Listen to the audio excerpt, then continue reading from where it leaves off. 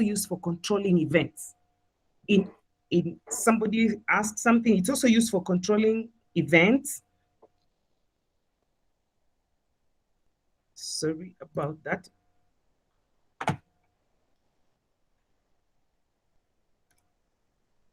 I don't know what happened to my presentation. I'll go back to my presentation again, please. That's right. Okay. So I'll go to the why do we do research? We do research because you want to discover some new knowledge. So when you're thinking about a problem or something, it could be because you want, one, to discover some new knowledge. You want to discover some programs, you want to come up with some software in you're doing research because you want to. We also do research because you want to describe a phenomenon. You want to find out about the learning system, the e-learning systems in Kenya. You just want to describe what they are because they use a lot of ICT information. You also do that because you want to enable prediction. The situation is like this, you do a research. If it changes, this is what is going to happen. If it doesn't change, this is what is going to happen. You do it because you want to enable prediction. It's also done so that you can be able to control situations. You do the research, and at the end of the whatever information you're getting, you're able to say, let's control this by doing that. Then you can also use it to explain what is happening. Why is it that the Wi-Fi keeps going down and going up, or in some places it's not there? Maybe you're using it to try and do an explanation of a phenomenon. Then we can also use it to develop some theories. All theories that we have were all developed through research. Now, when you're doing research, you actually have to look for knowledge out there for you to be able to come up with what you want to do. So what are our sources of knowledge? One is experience. I'm sure as you are learning and seeing what is happening around, you are having some things that make you keep asking questions, wondering why. So that becomes a source of knowledge. It will also be the tradition. What is the tradition at Baraton? The tradition at Baraton, as far as IT is concerned, is this. That could be a source of knowledge for you to be able to come up with something you want to do in research. It should also be from authority. When I say authority, is you have people who are experts in that specific area. So those people become an authority in that area. So when you keep interacting with people in IT, people in your area of profession, those people with authority of expertise, they can easily broaden your mind and you get an idea of what you would like to do your research on. And then research itself also is a source of knowledge. When you carry out research, or when you read research done by other people, you get some knowledge that can be used for your research. Am I going too fast, guys? Am I too fast? No, you're okay. You're okay. You're okay. You're I'm okay. Thank you. Now I know I have people there. Now, what is a research problem? Okay. A research problem is not matatizo. People think when you talk about research problem, it should be some issue that is as the English word says, a problem. But in terms of research, which I know you've been taught by your class teacher, it is a process of formulating a problem that can be investigated. Something that you can investigate, find out, try to explore. That is what you call a research problem. These research problems can be questions that a researcher wants to answer. So, or it can be some assumptions that already exist or assertions that already exist, and now the researcher wants to challenge them, to investigate them. Let's say, for example, we hear people talk about, these days when you use your phones, you find somebody calling you and they tell you, hello, I am from this bank. Have you received this, that kind of a thing? People have gotten this assumption or an assertion such that some people don't use their phones for mobile banking because they believe people will hack into their bank accounts using the mobile numbers. So If there is such an assumption or such an assertion, a researcher can go out to want to investigate it or to challenge it, that it is not true. Now, these questions we keep having in mind as we live, as we experience, as we read, they're the questions that make us come up with research problems or research topics that we can study. But remember, not all questions that we keep asking can become a research problem. I'll give an example. As I said, I am from human nutrition. So all of us out here, we have seen street children. We all know street children. We call them chokora. The street children only look they look dirty, like they've not showered. They sleep out there on pavements. It is cold. They eat from rubbish pits. So you're here now, me and a nutritionist, I'm like, I want to investigate because of what I see, what I experience out there. I want to investigate the nutritional status of street children. That is what I'm thinking about. What is the nutritional status of these children, given what they eat out there? They don't have homes. So I go out and then I get these street children, take their measurements, and then I find they are all very healthy. They are very normal. So once I do that, then am I going to recommend to people that let's eat garbage the way street children eat garbage for us to be healthy like them? So you see, not all questions that we ask become a research problem. An example will be, I'll show you an example further. So some research questions can be very difficult to study. So like let me use an example that you want to check using from your area, that people who began using phones when they were between 5 and 6 years old will have cancer, are likely to have cancer when they are, let's say, 80. So it's because you have seen people using phones, you have heard everybody say using too much radiation causes this, causes that. Those are things you've heard, what you've experienced. So you want to go out to find out if indeed this use of mobile phones can actually cause cancer later in life. So you want to do a research. You yourself, you are, let's say, 21 years old, 18, 21 years old, and you are trying to come up with something to investigate that people who use phones from the time they are 5 to 6 years old will get cancer when they are 50 or 60. So this is a kind of study that means you have to get 5, 6-year-olds now who are using phones, and then you track them until when they are 50. That becomes very difficult because you yourself, you may die. I'm not saying death is, you're not going to die. You may die before these people reach 50. Or they may die along the way before they reach 50. So certain research questions are very difficult to study.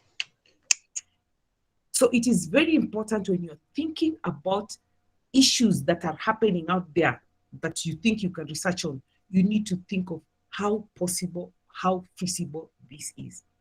Now, once you begin having ideas of this issue here, this thing I'm seeing, this thing I'm experiencing, this thing I'm reading about, and you begin asking yourself questions, you have to transform those questions into a research problem or a research topic. So that's what goes into formulating your research topic. You have questions, you've read, you have studied all this time. There are things you're seeing. You have to transform those questions in your mind into a research problem or a research topic. And for you to be able to do that very well, you must have good knowledge about your study area. You are people in IT. What kind of knowledge do you have as far as IT is concerned? Do you have enough knowledge that you can use to do your research? The courses you've covered about cybersecurity, cloud something, data, all that kind of things. Do you have enough knowledge in your area of study for you to be able to do research in that area? Secondly, you must have learned research methodology. So once you have learned research methodology that takes us how to plan for a research, you have enough knowledge, then you can look around, see issues that can be investigated, that can be challenged, that can help you bring out new knowledge, and then check your knowledge, how much of it you have, then see how you can formulate this research problem.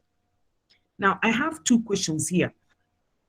And this one, please, you can, the first one is, what impact does social media have on people's minds? I would like us to interact a bit as far as this is concerned. Kindly, if you're able to see my screen, the question is, what impact does social media have on people's mind? That is something that goes around your area. So if you can just answer me, what is social media? Please unmute and let's talk. What is, when you say social media, what is it? Please, you can unmute and answer, what is social media? Anybody ready? I think social media is any platform where people interact through the use of the internet. That's true. I'm seeing Kelly. Kelly, you had your mic. Kelly Ellie, you had your mic open. Kelly, are you there? Engineer Sule, are you there? Can Oh, I Shadrach. answer? Shadrach, please. Yes, I'm here. Yes, Shadrach, please. Hello. I saw you So raise I your. can say that. Mm. Okay.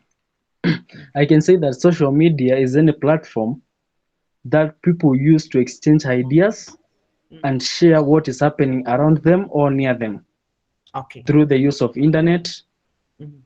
or without the use of internet. That is. Okay, thank you. Thank you. I see Meshak Kipchumba, you have your hand up. Meshak Kipchumba, your hand is up.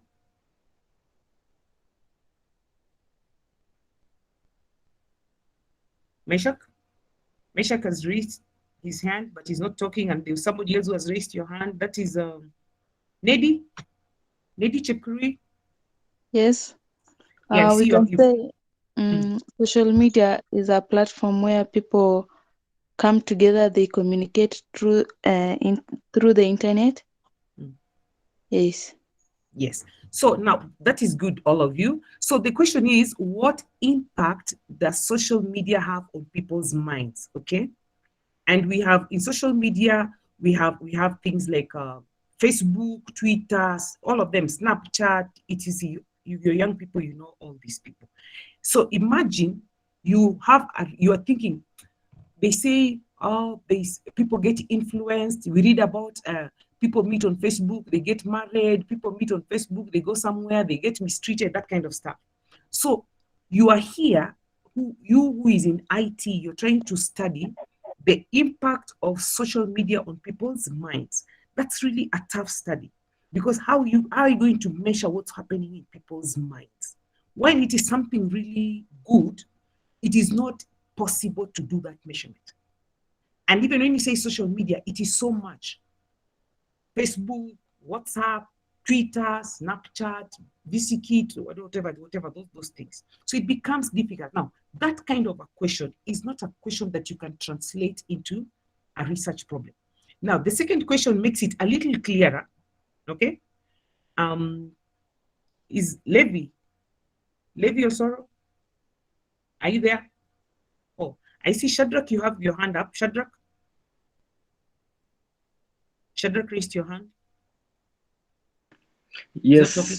Yes, I can say that the impacts of social media may be positive or negative.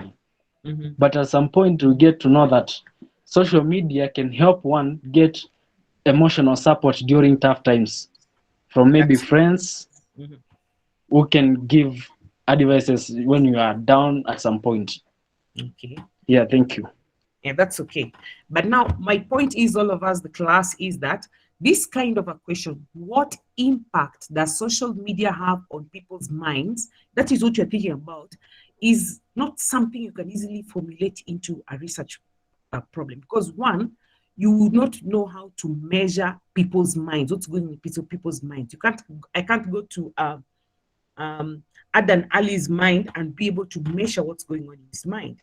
And then when I say social media, there's so many of them. So that first question becomes difficult to be able to formulate into a research problem. So I'm going to ask Arogo Aluoch. Please, can you read the second question, Arogo Aluoch? Yes, the second question says that, what impact does daily use of Facebook have on the study attention of under 20s? Now, anybody who can suggest how they would try to measure that kind of an impact? Any one of you? Anybody willing?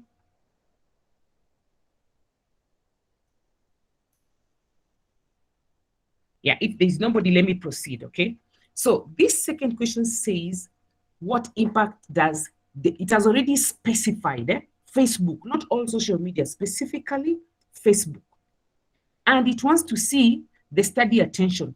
What amount of attention do people under 20 pay when they are studying, and compare to their daily use of Facebook? So you have to get people and find out how much of Facebook they're using daily, and then you'll have to check that when they're in class, how much attention, how much time do they give for attention to their classes. So this second question becomes very clear what you want to do. So what I'm trying to say is, when you're coming up with questions that will lead to you formulating a research problem, they have to be extremely clear, very clear and very specific. If they're not clear or specific, then you end up having problems doing that. Now, when you are formulating a research problem, one, you have to check what is your interest. You may be people in IT, but IT has so many things. Is it business, IT, commerce? Is it cloud, data, whatever? I don't know the words. I only know about cyber security. That's what I know most, because I keep interacting with things like that. So you have to know, in this world of IT, what interests you. That is the thing that will make you consider what you want to do for your formulating of a research problem. And then the magnitude. Is it too big? Is it too small? It will determine what you're going to come up with. And then the concepts in your idea, how are you going to measure them? If it is coming up with some software, some program in IT, how are you going to measure that finally I've come up with my program and it is working? What will you measure to be able to know that this program I've created is now working? Then you also have to consider your depth of expertise. You are experts in IT. The IT must be having different sub areas in IT. Which of that is it that you have great expertise in? That is what you use to formulate your problem. And then the relevance. This problem you're coming at, what is the relevance? I gave you an example of measuring nutritional status of street children. What is the relevance? Are you going to tell people begin eating garbage when you find your results are good? So when you're doing whatever problem you want to search, you have to think, what is the relevance? And when I'm thinking of this research problem, where will I get my data? Will it be easy for me to get my data, or it will be difficult for me to get my data? Then, of course, we have ethical issues. In all professions, we have professional issues, ethical issues that have to be considered anytime you're getting involved in that particular area of your profession. So these 7 aspects have to be considered for you to be able to formulate a research problem. So how do we identify a research problem? This is the gist of our talk today. 1, you have to identify the broad area of your study. Okay? When I was talking to Mwalimu, I don't know if Mwalimu Andrew. Yes, Daktari. Yeah, you told me in IT you have students in IT. I don't know the subsets of IT. Yeah, we actually have three: Yes. networks and communication, software engineering, and the Bachelor of Business Information Technology. Yes.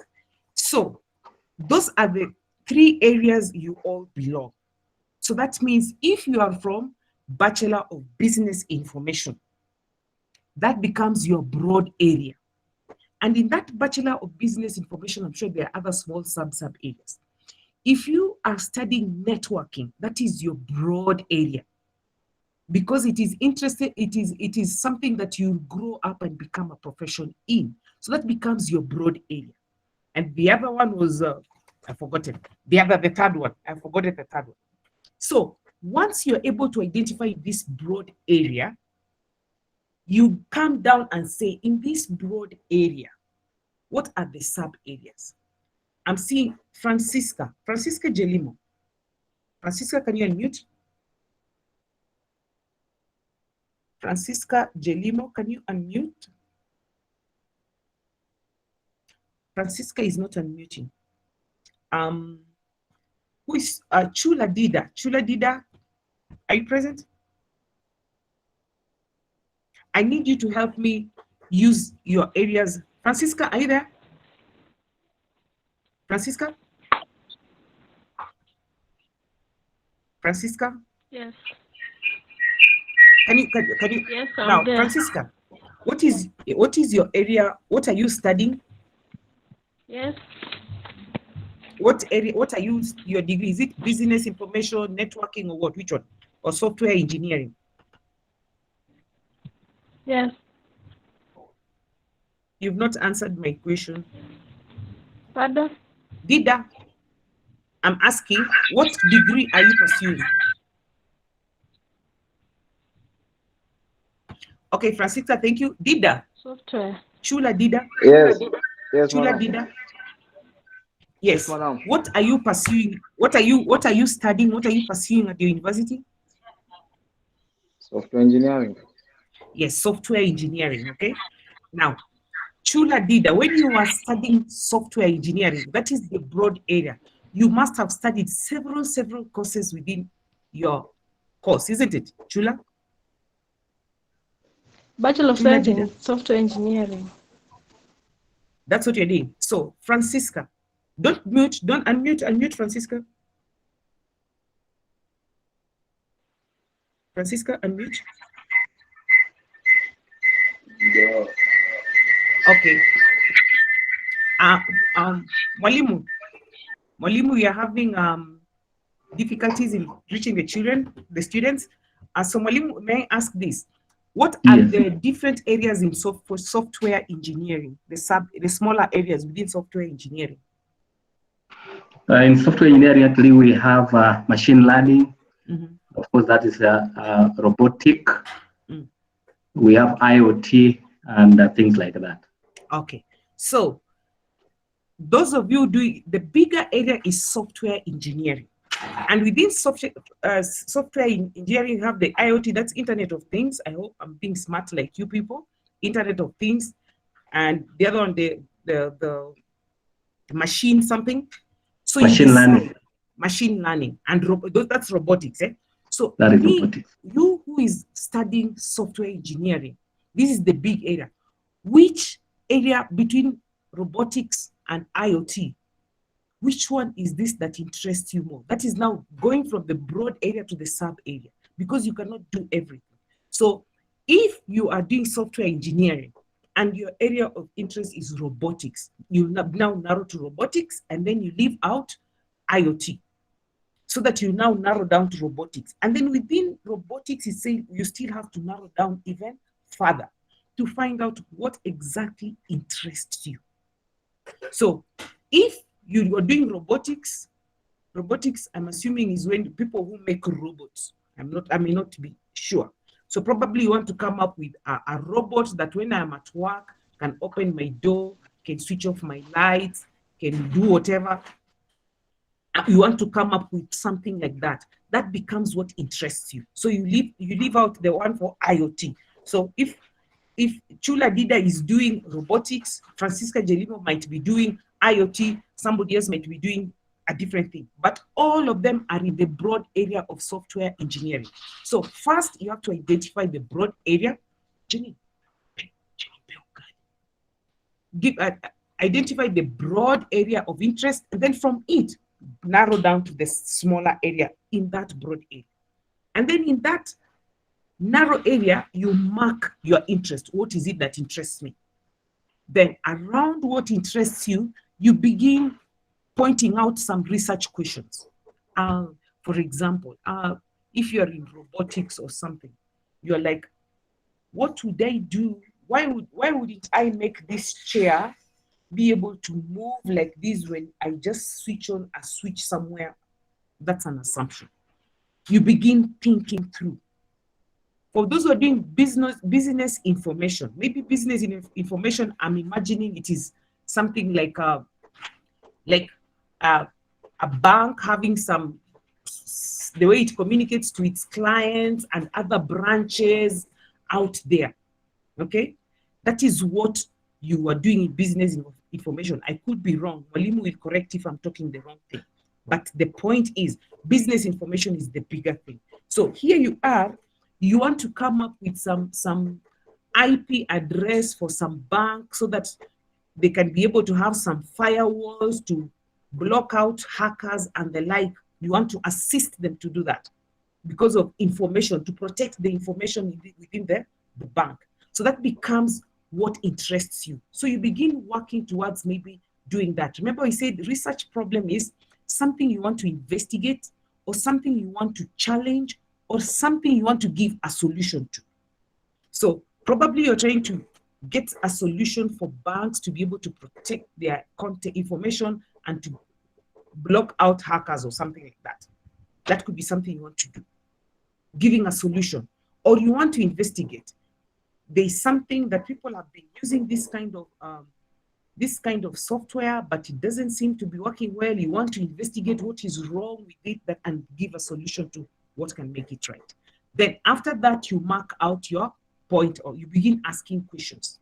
Now, once you have been able to ask questions, the things that can help you to be able to ask these questions, you can look at some theories that exist. A theory exists that when you have, what do you call them? That when you have too many people logging onto different kind of networks, their passwords are stolen or something like that. So that kind of a theory helps you to test whether it's true or not. You can also read research that has been done in your area, research that has already been done in business information, in robotics, in IoT. You read that kind of research. And when you read it, you get to see gaps. There's a gap here. I can do research to be able to fill it. There's something here that was not completed. Let me do it. Or somebody says that there is need for further research in this. Then you're able to use that to come up with the research. Then you also discuss with experts. You already have your big area, broad area. You've narrowed it down. So you go to experts to talk to them, and then they make you make your work a little better. You give them your ideas, they ask you questions. How about, but what if you do this? Won't it do this? Then it helps you to think about the area you want to study. Then you can also look at previous researches that people have done. There should be a lot in your library. You look at how people did them, and then it gives you an idea of how to come up with yours. Then you may want to replicate a study. Somebody did a study in the US. Now you want to take the study and replicate it in Kenya, just to see if the results will be the same. Then you can also get it on the media. So when media goes and say, a Jomo Kenyatta University student hacked the KUCCPS system and transferred 1,000 girls to Maseno, that is the media. So that begins making you think, how can we get solutions for KU KUCCPS so that students are not transferred anyhow? Then it could also be personal experience. You have lived, you have seen this machine is not working well. If I did like this, I can change it and then it can work better. Using all the IT that I have, I can make it better. Personal experience to make the things a lot better. Now, For you to know whether you have come up with a good significant research problem, one, as you think, you must think about this thing I want to do. Is it going to have widespread implications in my area of expertise? Is it going to help solve a problem out there, or is it just going to remain with me here? If it is able to have widespread implications, then it's a very significant research problem. If it is a problem that will challenge what people assume is true, then it is a significant research problem.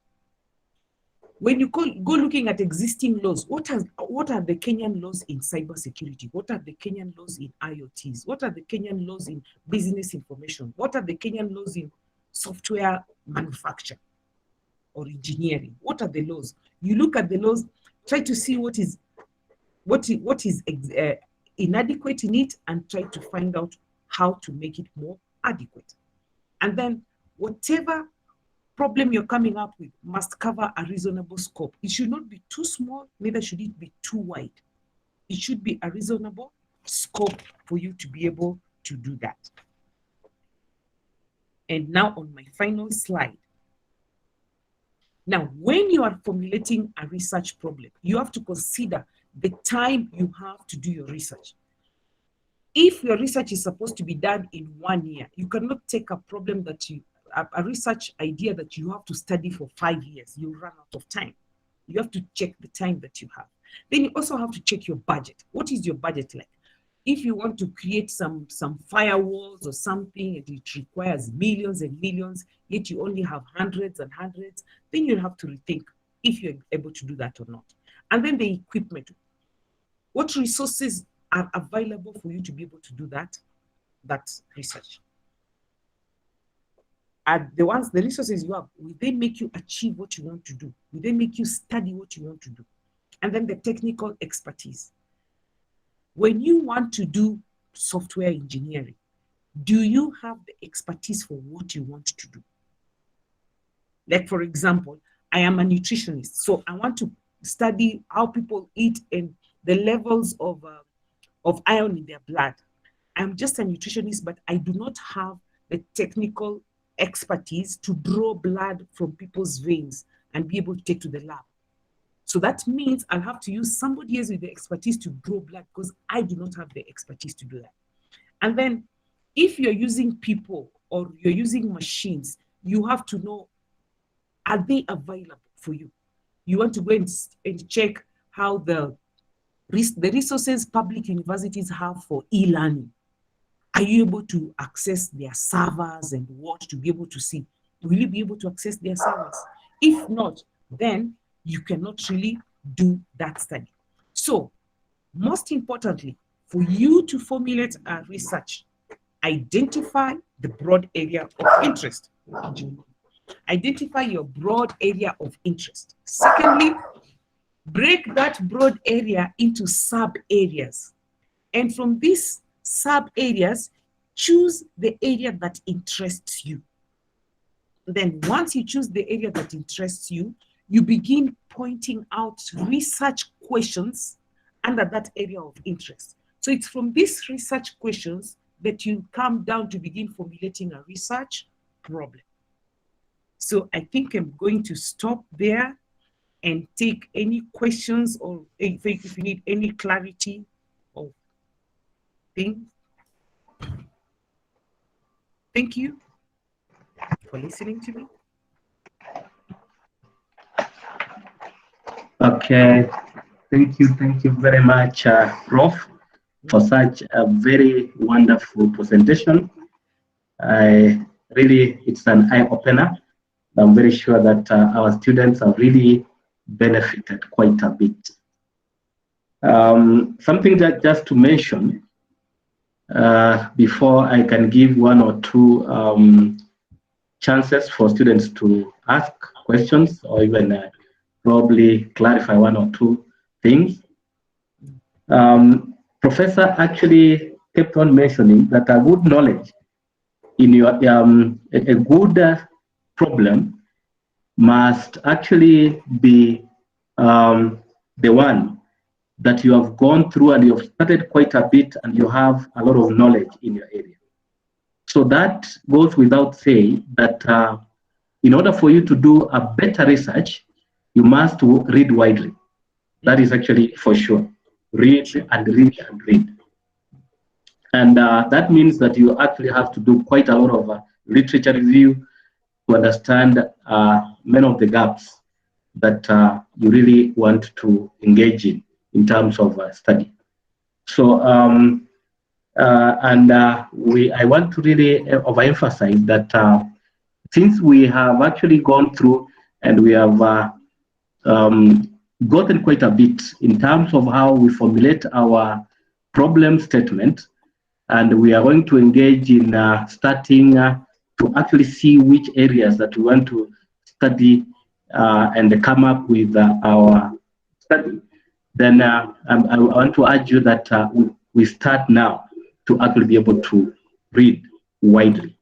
Because, of course, IT, as Prof puts it, is really very wide, it's a forest. So for now, we want to overemphasize that each and every specialty, try to look for an area that is of your interest, but from your specialty.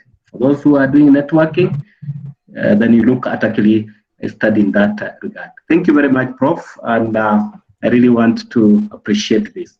So this time I want to give maybe we have like 10 minutes that is remaining for any question. I don't know, for those who may not pick your mic, you can also write in the public chat. So let me see those who want to. I can see Jennifer, your hand is up, and I want to see who again. Okay, Jennifer, you can go ahead and ask your question. I was asking, is there a criteria for determining how the broadness of a research area? Like, for instance, how do you say, okay, this research area is too big or it's too small for me to do a full research on? Okay, thank you, Jennifer. Molly, we can take, there was a second person, we can take two questions. Sorry. Second person with the hand up. Okay, with Kesa, I can see we have with Kesa and Lamianya. You can actually go ahead with Kesa. My question was, I have, let's say I come up with, I see a problem in the society and I find a technological solution to it. Let's say, let me give an example. I see the need of having maybe a home automation system in a certain home. Now, when I come to do my research, will I do the research on the problem or the impact of the solution to that problem? Which one will be more favorable for me to do a research on? Thank you. I think, Prof, you can carry those. Then we can have another part if they come. Thank you. So I will start in the reverse. I will start with Wekesa. Wekesa, you're talking about, remember what we said is research, it's one, you're trying to challenge what is already existing, or you're just trying to investigate to know what is happening, or you're trying to provide a solution. So in your situation, like in IT, it's not like there is a malaria somewhere and now you want to see how people can get fine.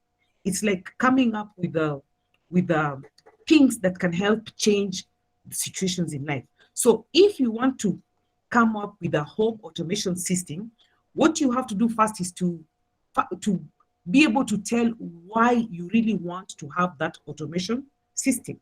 That becomes your research problem. What is the why? Wekesa, why would you want to have a home automation system in a home? Wekesa? Okay, let me just, that was an example. For example, let's say in a home. No, it's you okay. get But that, let's say, so that we understand, let's say you must have a why before you go out okay. to do the thing. Eh? Yeah, but you want to give Okay. another example? No, Go ahead. your explanation is actually what I Yes. wanted, because Yes. there's a system I've So been if working on, and once I've you been have thinking on how to write that paper. So for you to be able to write, there must be reasons why you want to do it. Those are the things you lay down to explain the reason, so that you say, for this reason, I need to come up with a home automation system, because you'll now be creating a solution to whatever thing that is leading to coming up with an automation system. So you must know why there is need for automation system, home automation system. Remember, we have said when you do research, you should have widespread impact. So if you create this one home automation system and it is brought out that you, let's say you patent it, it's yours, then people can buy this system and you install in their many other homes, because this home automation system is solving a particular problem somewhere. And then Jennifer asked about, how do you know about scope? One, as I say, you must have enough knowledge. If you keep reading how other people do their researches, what is being done out there, then you'll be able to gauge how much is not too small or it is not too big. And then you also have to think about the time that you have and the budget. So you don't think about doing some developing a robot that you want to test, and maybe it will take a long time, yet you have a year to complete your studies. So that should give you gauge whether it is too much or too little. So the more you read, the more knowledge you have, the better it is for you to craft your research problem. Thank you. Next questions.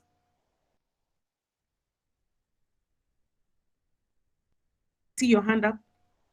Mwalimu, I see Osborne hand up. Osborne, you can carry on. Hello. Hello to you. My question is that you said that we should actually break down what we want to specialize in. And suppose someone has an idea, and the idea actually touches on different fields.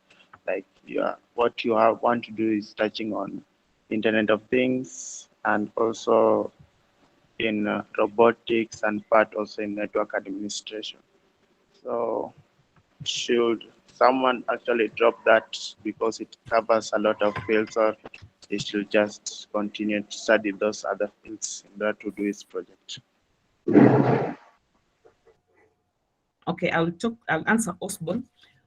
First of all, Osborne, if you're going to look at the three, networking, robotics, and IoT, then there has to be a point where the three of them are converging.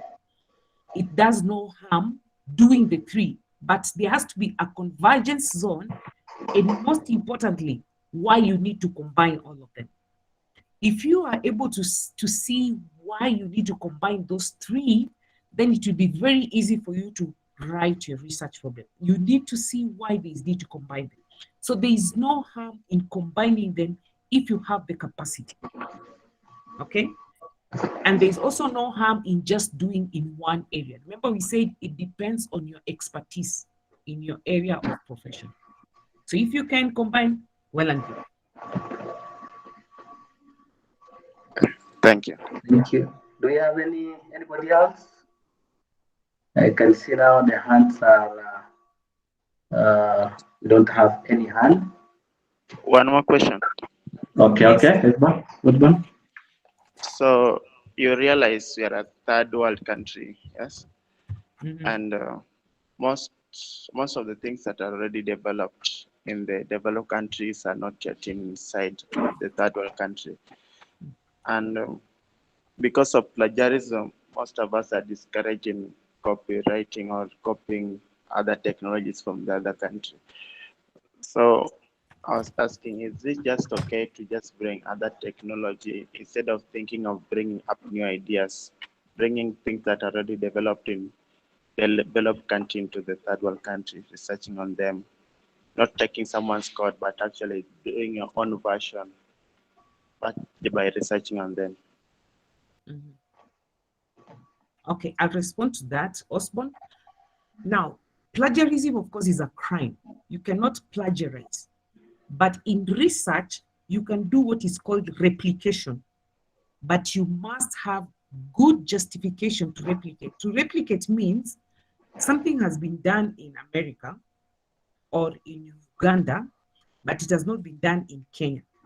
So you want to do it in Kenya to see if it works the way it works, or if the results will be like they were in Uganda or America. But you must have a very good reason why you want to do a similar thing. There must be a good justification for that. And you have to acknowledge that somebody else did it in America or in Uganda. When you acknowledge, you're not plagiarizing. But if you do it without acknowledging, that's a criminal offense. And just to let you know, Osborne, knowledge has not reached an end. If you go to see what has been done elsewhere in those developed countries, you'll find there is a gap that you can fill.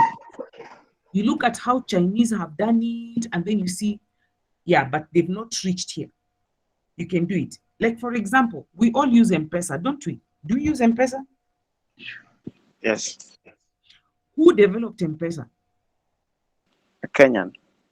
A Kenyan, a young man Kenyan who developed it. But now it is worldwide, isn't it? So for this young man to be able to develop M-Pesa, he must have seen there's an opening here, there's a gap here for me to, that makes me to be able to do this. And for him to be able to do that, he must have read how people do it. And M-Pesa was, from what I read, was like the first kind of mobile money transfer ever in the world. So knowledge does not reach an end. You read, you'll find a gap that you can fill from your end. But it comes out of reading. Thank you. Okay, thank you very much. I think we don't have any more questions. We will stop there for today. Okay. I want to really appreciate Prof.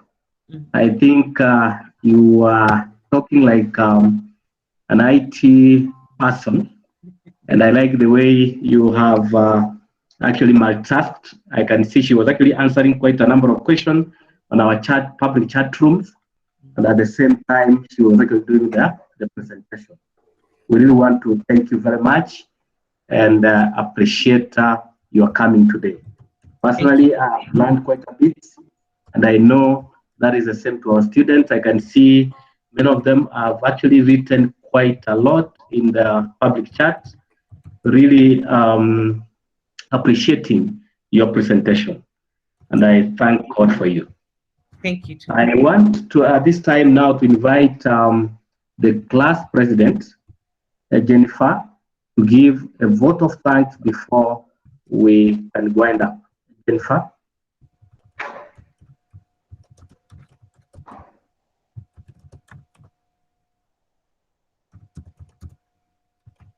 Jennifer, are you in? Okay, maybe you can have Doroth. I think Jennifer is not in. Doroth, are you there? You can actually give vote of thanks to our presenter. Yeah. To our presenter, I can just say it's a pleasure to have you. It was good hearing how you lecture. It was just nice and direct to the point. We appreciate you. Thank you. Thank you. Thank you very much, Prof. I think you can answer. There's one question there from on the public chat from Evans. You've answered it already. Okay. I have not answered from Nyambati Levy. Okay. Levy, when you say over researching is when you keep doing a topic that is already done and again, such as even if you go to do it, you will not get anything new out of it. So you leave those kind of topics out. Okay, like for example, if I was in nutrition and I go doing research on child nutritional status, it has been done again and again and again. I don't need to do that. I leave it out. But when you read, as I've said, I keep repeating, reading, knowledge. When you keep reading, you get to know, this has really been explored. Let me try to do add something new. So when you're doing research, you try to do something that adds some knowledge to what already exists. That way you won't be over-researching in a topic. Thank you. Okay, thank you. Thank you very much. And we also have Mboya. Mboya, you can kindly also make a statement to appreciate, then we'll finish. Mboya? Okay, I want to say thank you to our presenter. We've learned a lot. Personally, I've learned a lot through the presentation, and I'm really thankful, and we hope for more to come. Thank you so much. Okay, thank you. Thank you. Thank you very much. Prof, maybe if you have one word before we can have a word of prayer from Otieno Osborne, then we'll be able to finish.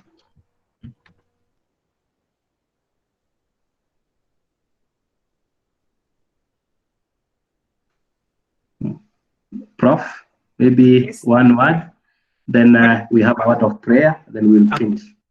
Okay.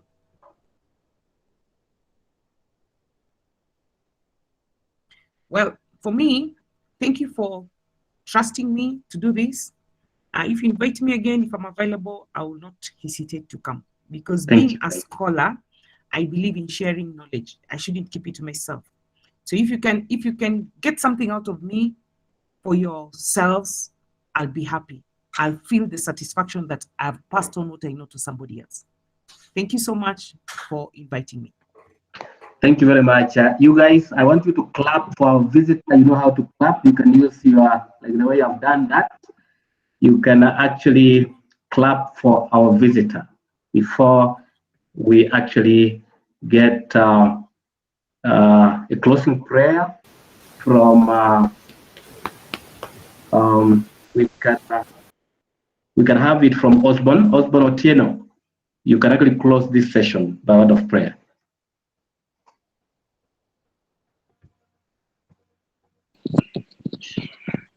Everybody, wherever you are, may you close your eyes.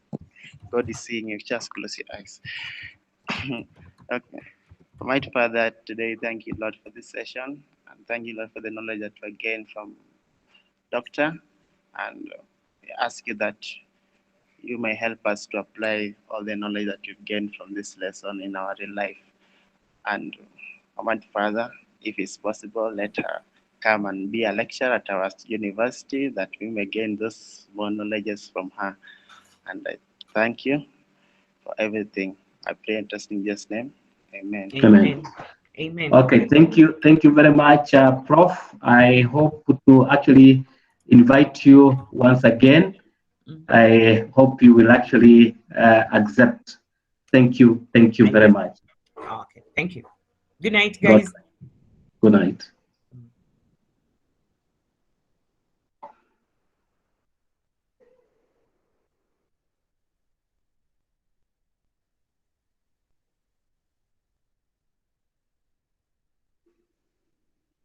This is good.